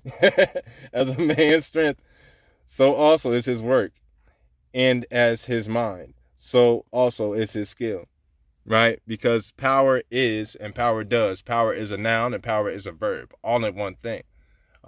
There's no power without authority. That one coincides in the other. There's a reason for the other, right? And as his purpose, we're gonna keep on reading.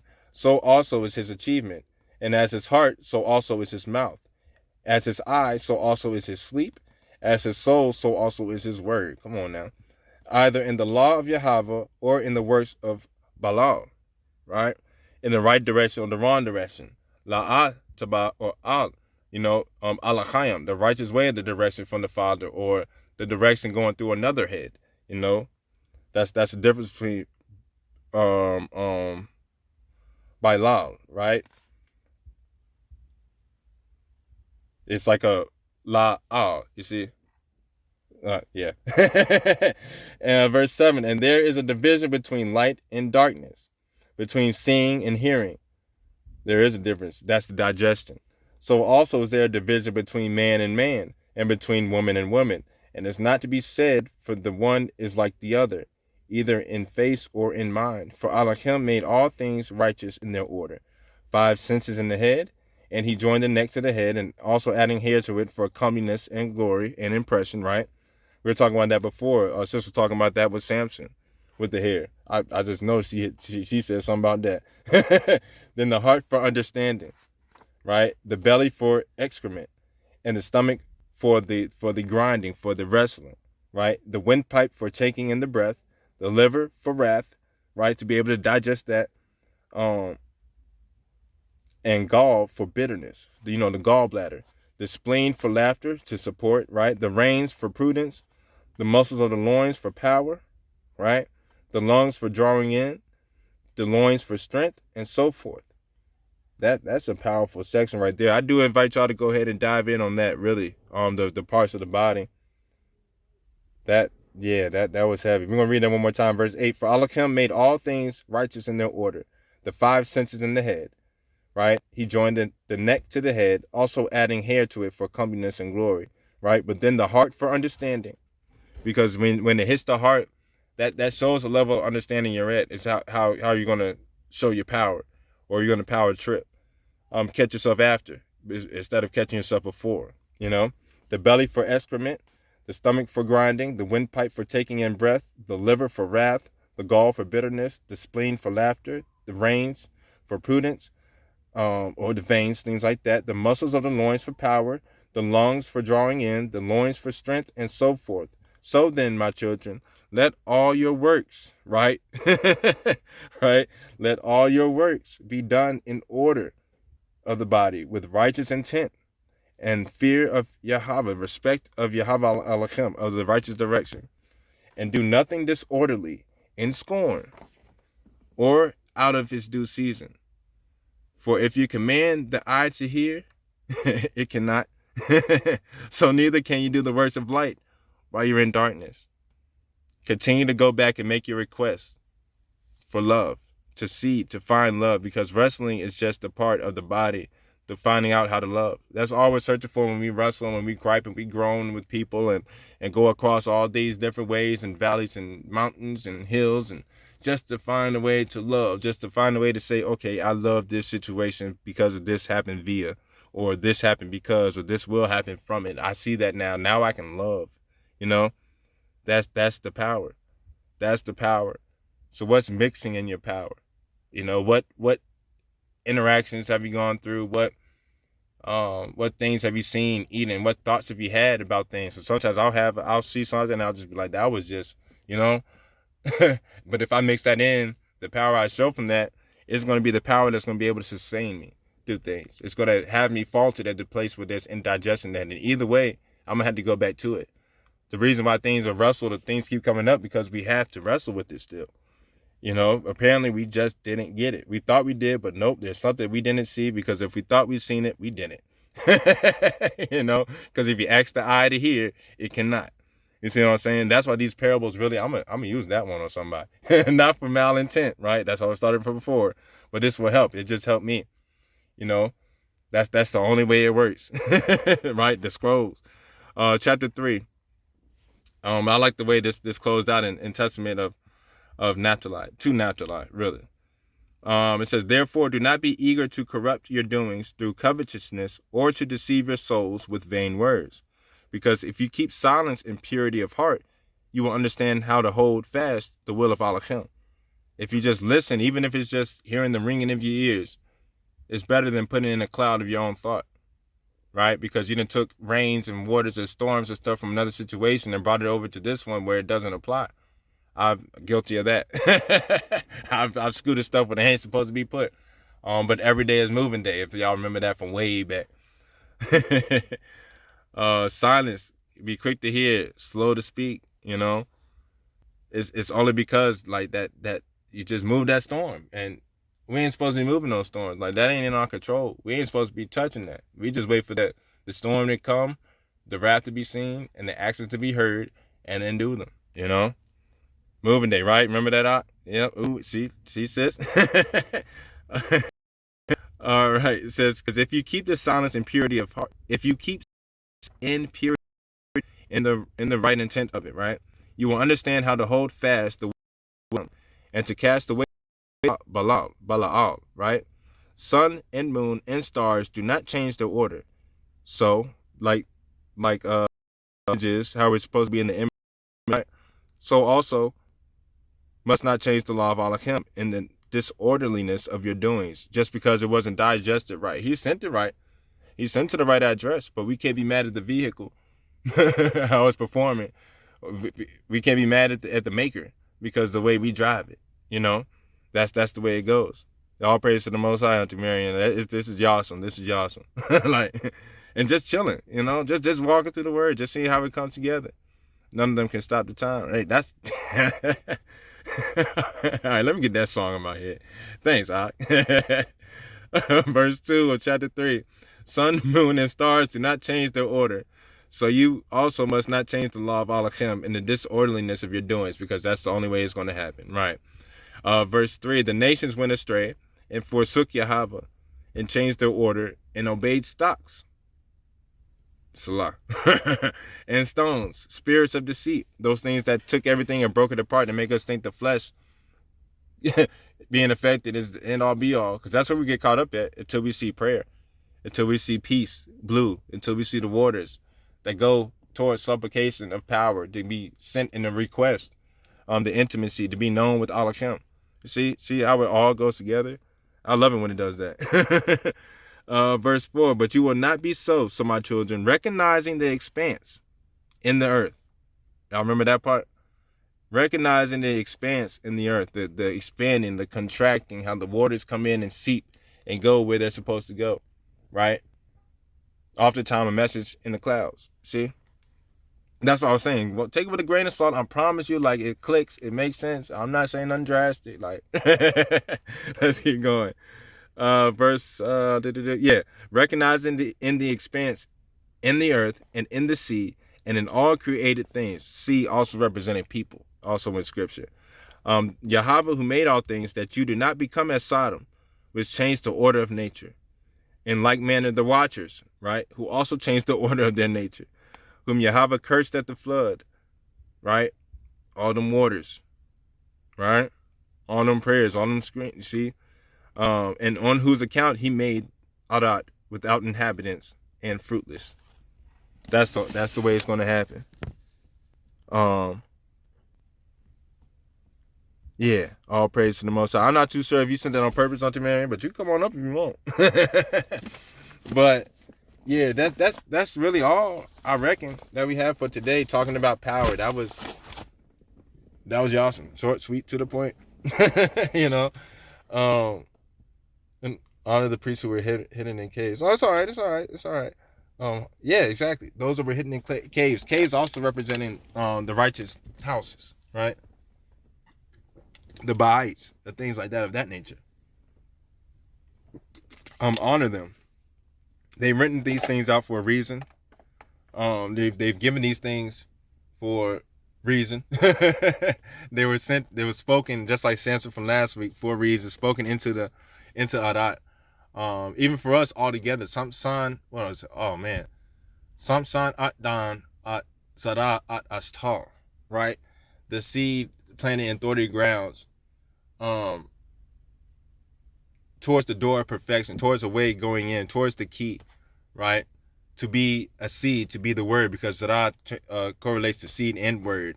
At-Astar, through destruction, to show what the walking in the wrong direction looks like when you're walking in the right direction. That's what Samson did. What was spoken in, I believe that was chapter.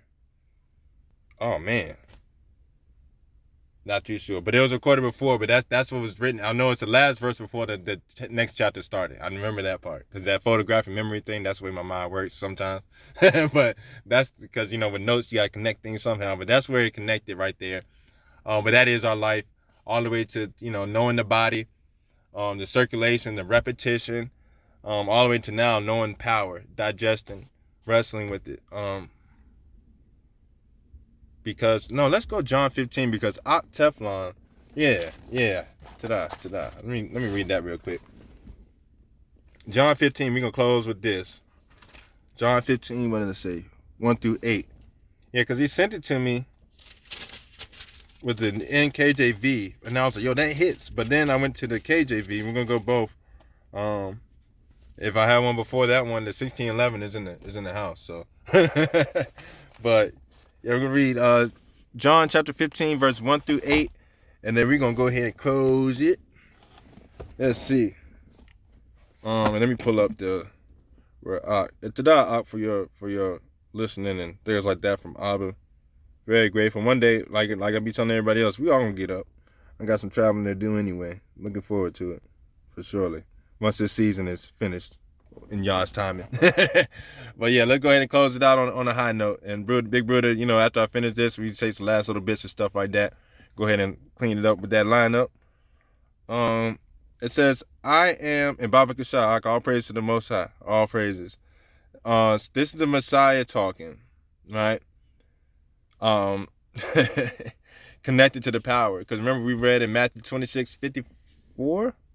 I didn't write that down. I think it's 64, I believe it was.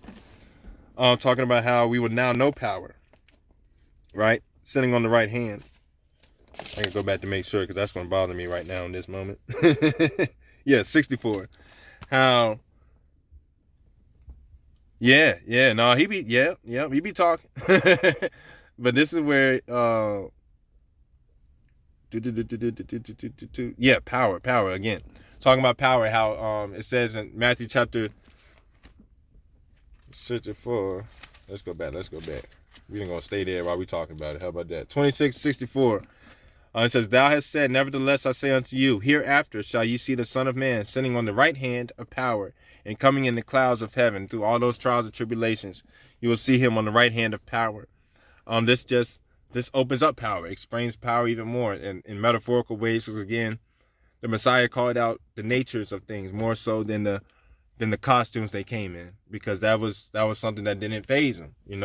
Just like coming back again. You see in scripture, they didn't recognize him at first. That wasn't important. It's the nature. It's what he did that he brought up again. Like, hey, remember this? Look at the holes in my hands. Is what the natures of things are, right? So chapter 15, it says, "I am the true vine, and my Father the husbandman," right? I don't know. Hopefully that's not too loud next to me. Neighbor pulled in. Let's go ahead. We about to close it anyway. It says, "I am the true vine, and my Father is the husbandman. Every branch in me that beareth not fruit, he taketh away, and every that beareth fruit, he purgeth it, or prunes it, or makes requests, gives requests to it, sends it back and forth, because the pruning is a back and forth thing. There's a constantly going to and constantly pulling back. There's a wrestling. There's a throw. There's a pin, and there's a submission. Right? That's the pruning. Verse 3, "Now ye are clean through the word which I have spoken unto you." Right? All these things given to us. "Abide in me, and I in you, as the branch cannot bear fruit of itself, except it abide in the vine. No more can ye, except ye abide in me. And I am the vine, ye the branches. He that abideth in me, and I in him, the same bringeth forth much fruit. For without me, you can do nothing." Like, the Messiah really shows, if you want to know power, if you want to know spirit, you got to go through him, right? We know this, right? But as we're teaching this, prevent the power trick, so we're able to teach this. Like, if we get out of pocket, know how to get back into pocket, right? Let's keep going. "If a man abide not in me, he is cast forth as a branch and is withered, and men gather them and cast into the fire," because they're what? Burnt. They're easily burned now, right? Yehoshua told you he is both Cain and Abel. Yeah. There'll be many last and many first. Many first that will become last, and many last that will become first. Right? Figuring out the power process. Verse 8, "Herein is my Father glorified, that ye may bear much fruit. So shall ye be my disciples," and honor. So I'm going to read it now in the NKJV translation, which hits very, very deep, right? Very deep, right? Then we're pretty much done. It says in the NKJV, it says, "I am the true vine, and my Father is the vine dresser. Every branch in me that does not bear fruit, he takes away. And every branch that bears fruit, he prunes, that it may bear more fruit. You are already clean because of the word which I have spoken to you. Abide in me, and I in you. As the branch cannot bear fruit of itself, unless it abides in the vine, neither can you, unless you abide in me. I am the vine, ye are the branches. He who abides in me, and I in him, bears much fruit. For without me you can do nothing. If anyone does not abide in me, he is cast out as a branch, and is withered, no more power. And they gather them and throw them into the fire, and they are burned. If you abide in me, and my words abide in you, you will ask what you desire in that request, and it shall be done for you. But this, my Father, is glorified, that ye bear much fruit, so you will be my disciples." Right? Oh, no, I read that. I read the Testament of Naphtali. That's all I read before this. But, that flow is, it seems like, you see how it all connects? But yeah, I promise you I read it. I promise you. That was where we talked about where it talks about the mind and everything. Oh, the whole thing. All right, let's see. All right, let's see.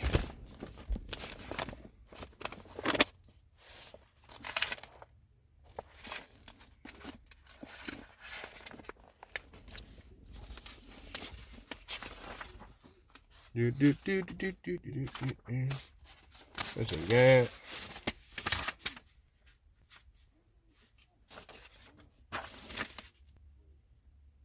I mean, we can do that. We can read the rest of it. Yeah. All praises. We get you that. Where we leave? Chapter 3. All right. Yeah, we're gonna read chapter 4. We're gonna read it on now. Yeah, it ain't bad. We can read. Seems like nobody minds me talking about now. I'm on.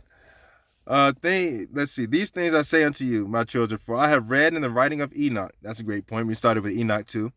That you yourselves will also depart from Yahweh, walking according to all the lawlessness of the nations, and you will do according to all the wickedness of Sodom, and Yahweh will bring captivity on you, and there you will serve your enemies, and you will be bowed down with every affliction and tribulation until Yahweh has consumed you all. And after you have become diminished and made few, you will return and acknowledge Yahweh Yahweh. Ain't that right? And he will bring you back into your land, with no more of those wilderness miracles. But you better know, because you know now, right? Back into your land according to his abundant mercy.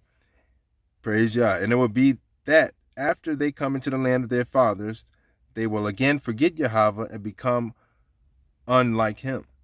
And Yahweh will scatter them on the face of the earth until the compassion of Yahweh will come, a man working righteousness and working mercy to all them that are far off and to them that are near. That's what we do, right? All praises. Tada. Tada. Yeah. See, we listen. Yes. Until the compassion of Yahweh comes. And what is the compassion of Yahweh? That is a man working, that's man, woman as well, working righteousness and working mercy to all them that are far off and to them that are near. To family, to the extensive family, to those in the world, to those who are not. Those are in the system, those who are just of it. Either way, we got to carry it the same. Not given the same. There are boundaries in obedience, right? So let's just throw that out there. We go to chapter 5. For in the 40th year of my life, I saw a vision on the Mount of Olives, on the east of Jerusalem, that the sun and the moon were standing still. And behold, Isaac, the father of my father, said to us, run and lay hold of them, each one according to his strength. And the sun and the moon will belong to him that seizes them. Right? We gotta know what the sun and moon means. One controls, one with the waters, one goes with the waters and things like that. One with the rising and settings of the days. The waters, prayers, waters, people, blue, peace. What else is in there? All types of things. All that. That's what they're wrestling for, right? Between, who does it say? Isaac told this to the children. Right, yep. Verse 3, and all of us ran together, and Levi laid hold of the sun. And Judah, Yahweh, outstripped the others and seized the moon. And both of them were lifted up.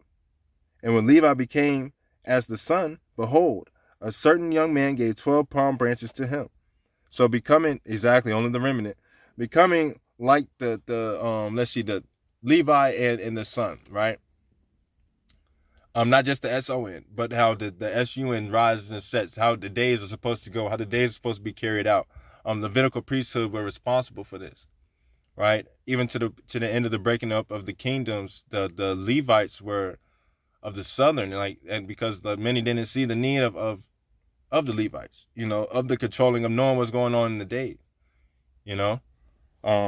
praise Yah. That hit. Okay. I'm over here studying out loud with y'all as I read. These are the notes that get jotted down. Behold, a certain young man gave 12 palm branches to him. Right, 12 branches. And Judah was bright as the moon, and under their feet were 12 rays. And the two Levi and Judah ran and laid hold of them, and a bull on the earth, and with two great horns, and as an eagle's wing on his back, as we wished to seize him. A bull on the earth, so that means a head, right? Another way of thinking, with two great horns, two ways, and eagle's wings on his back, right? Just like the eagle's wings of the Babylonian system. And we wished to seize him, but could not. But Yasaf, Joseph came and seized him and ascended up with him on high. And I saw, for I was there, and behold, a holy writing appeared to us, saying, Assyrians, Medes, Persians, Chaldeans, and Syrians will possess in captivity 12 tribes of Israel. Okay. Yeah. Because Joseph, remember, who sees Kemet in a metaphorical grand scheme of things? That was Joseph, right? Never forget Joseph. Exactly. Joseph. Don't forget about Asnaf. That's in the Apocrypha too. Take a reading on that. Plenty in there. Praise God. Chapter 6. And again, after 7 days, I saw my father Jacob standing by the sea of Jamnia. 7. Aleph, Ba'it, Gamal, Dalet, He, Vav, Zion. Right? The harvesting tool. Those are the Hebrew characters, Psalm 119. Right?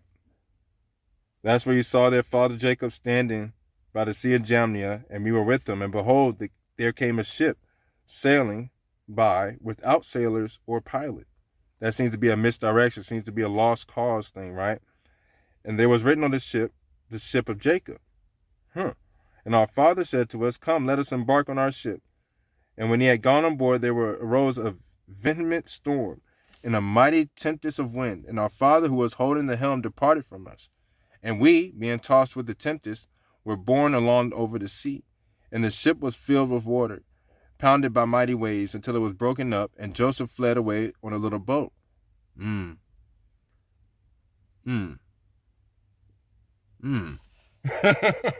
How did they even get tossed in the water from Kemet, right? Or the Sea of Reeds? How did they even get tossed that far? You know, there's a point in life where, you know, you'll be granted a ship on these quests that we're sent on, a back and forth thing. You'll be thrown on there and sent across waters, right? With the intent of Jacob becoming Israel, right? Or Israel in Jacob, how you see these things intertwined together, right? All of a sudden on that storm, what happens? Our father, who was holding the helm, departed from us. The helm holds the direction of the boat. That's how you kind of steer, not just the steering wheel, but there's a helm, how you direct the flag, the cloth to catch the wind that's blowing, how you direct the sackcloth to catch. Right. How did you get that far away from y'all? Exactly. Come on now. How did you get, were you over there to control it? Did you let yourself control the helm unless outside of the head that's supposed to be controlling the helm? You know, the helm, not the him, but that happens too. I just caught that, Rabat. Right? And Joseph fled away in a little boat, right? Moses met another city before he found his wife. Right. You got to travel. And Moses also went through a lot of things in Jasher as well. We'll definitely get into that. The ship was filled with water. Waters represent people as well. Describes Darius to Alexander the Great during Jeremiah, Baruch, Ezra time too. Seemingly, yeah, all the way to Nahum, all that. Yeah. Come on now. As we go across this map, watching these power trips. Come on now. Speaking in the metaphors. Let's go. Verse 6, and Joseph fled away in a little boat, and we were all divided on 9 planks. Of different wisdom. Okay. And Levi and Judah were together, and we were all scattered to the ends of the earth. Then Levi girt around with sackcloth. Remember that? We talked about that. There's something that you put on that makes you itch that you just have to talk about. He prayed for us all to Yahweh. And when the storm ceased, the ship reached the land, as it were, in peace. And our father came, and we all rejoiced with one accord. By the time he got back to shore, after realizing, how did I even get this far? You know, then the father comes back. After Joseph escaped on a little boat, because for some reason forgot about that, you know. Everything we went through, the Exodus and things like that. Again, why we had to know Passover. Many times, even with people forgetting these things, becoming more intimate with things is how we become more intimate with Yah. As we know, but as we teach, really that's what we come here to do, because we learn on how we should teach these folks, you know. Sometimes somebody else might have came in interaction with somebody else that has them powerful. So you're trying to figure out how to use that too, you know. Now let's read it out. Chapter 7. I told these 2 dreams to my father, and he said to me, these things must be fulfilled in their season, right? After Israel has endured many things, right? Then my father says to me, I believe, Alachim, that Yasav lives, right? And this is the point where they were going between him getting sold and things like that and all these things. Right. I'm talking out loud to myself, my bad. Then my father says to me, I, Alachim, that I believe Alachem that Yasav lives, that Joseph lives. For I see that Yahweh always numbers him with you. Right? And he said, weeping, me, my son Joseph, you live, though I do not see you. And you do not see Jacob who begot you, but you live, right? He caused me also, therefore, to weep by these words. And I burned in my heart to declare that Joseph had been sold, but I feared my brothers. And behold, my children, I have shown the last times to you how everything will come to pass in Israel. Therefore, also charge your children that they might be united to Levi. Right? Remember how we talked about that? And to Judah, for salvation will arise to Israel through them, through the ways of Judah, through the ways of Levi. Not saying that, but it's the ways, it's the dedication, it's the connection, it's the respect given, it's the fear of Yah that Judah and Levi literally stayed together, for salvation will arise to Israel through them, and Jacob will be blessed in them. For their tribes, for their branches, Alachem will appear on earth. Through that is how we will see, even when heaven meets earth, as us being the points of where heaven meets earth in moments. You know what I'm saying? That's when Parashat bara Alachem at Shamayam at Arat. In beginning created Alachem towards Shamayam, towards heaven, and towards earth, for those points in earth, in Arat, that represent heaven, for those heavenly places, heavenly points, in those moments where we are on track, right? Because that is the point now for to bring that to earth, right? So heaven may meet earth. That is how we're supposed to be doing it, and getting people to realize, apparently, with everything that was being taught before, that hasn't worked. But us, with the proper interpretation and the proper ways of doing things, and really breaking it down so people really get the word, so they stay on track, right? That's where we tune up here. Amen. All praise to the Most High. Tada. Tada. Just, yeah. Man. Where are we at? Verse 3. Yeah, dwelling among them, and together the righteous from among the nations. If you work with that which is righteous, my children, both men and messengers will bless you, and Alachem will be glorified among the nations through you. And the adversary will flee from you, and the wild beasts will fear you. The beasts of the earth, the fowl of the air, the fish of the sea, how these things travel, right? And Yahweh will love you, and the messengers will cleave to you, as a man who has trained a child well is kept in kindly remembrance. So also for a righteous work, there is a righteous remembrance before Alachem. What are you leaving behind? What are you, planting? Things like that, how we started off with, right? All praise to the Most High, Buddha Code. And let's see. Yeah, but him that does not do that which is righteousness, both messengers and men will curse. And Alachem will be dishonored among the nations through him. And the adversary will make him as his own peculiar instrument. From being peculiar to how you're supposed to be to now a peculiar instrument, right? And every wild beast will master him. And Yahweh will hate him, for the commandments of the law are twofold, right? But don't go in two directions. And through prudence they must be fulfilled.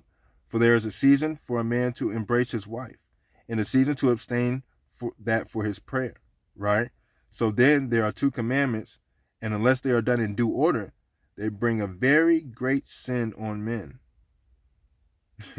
For the last become first, and the first become last. There will be many first and many last. That's over there in Mark chapter 9, I believe.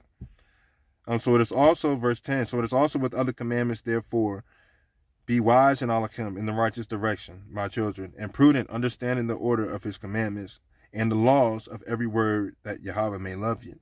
So we got to know every word, breaking it down to every little thing, that you may know love that you're asking for to go and heal others with, right? In chapter 9, as we close this out, and when he had charged them with many such words, he exhorted them that they should remove his bones to Hebron, that they should bury him with his fathers.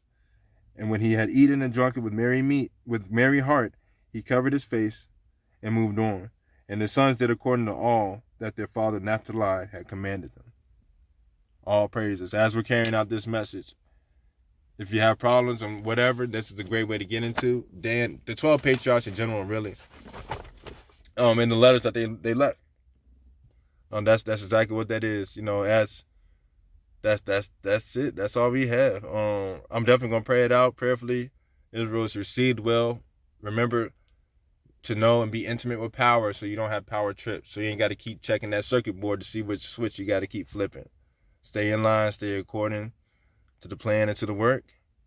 I'm on. Before we pray it out, anybody got anything? Can we pray it out? Anybody got anything? We pray it out and then we play some music and walk it on out.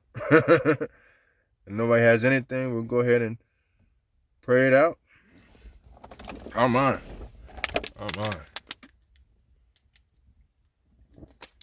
Yahweh, Abba Yah, Father, Pops, Most High, to die for another great lesson, for another great season, for another new year, knowing that the spring is the start of things. Spring is the sprouting, the planting, the opportunity to start giving the foods and planting the foods that we're going to need for supplication through prayer. And prayer has gotten us this far. And as we have prayed and asked for the intimacy of your love, so that we're able to go out here and teach and do exactly what we truly realize we asked to do. All these quests that we're sent on, may we be able to hear you stronger, tougher, for longer times. Because oftentimes what we need to hear, our flesh cut short because of what happened in the beginning, and we're knowledgeable of, and we're able to see through now, because if you know now, and we know now, y'all, that this is the way that we're supposed to go about it, and as we come together and reason with each other through your will, where we are gathered, and your spirit works through, as Ravak does, as you send it out, and as she spreads things around, and in your will, and in your way, may it increase even more. And may we connect to who we are, and we will, as long as we speak life. Amen. And as long as we ask for the right frame of mind. Amen. That's in your Son, Hashem Yahweh, Hashem Yahaspai, Hashem Ravak HaKodash, Aman, and Aman. And Baba Kasha, Uncle Bruda, Big Bruda, on you, Baba Kasha and Tamarian. Shabbat Shalom, everybody. Shabbat Shalom. Man, that was great. It's just SJ, everybody. Oh, pray you have a rocky on too, Auntie Mavis. Oh, great to see you. Much respect, Koji.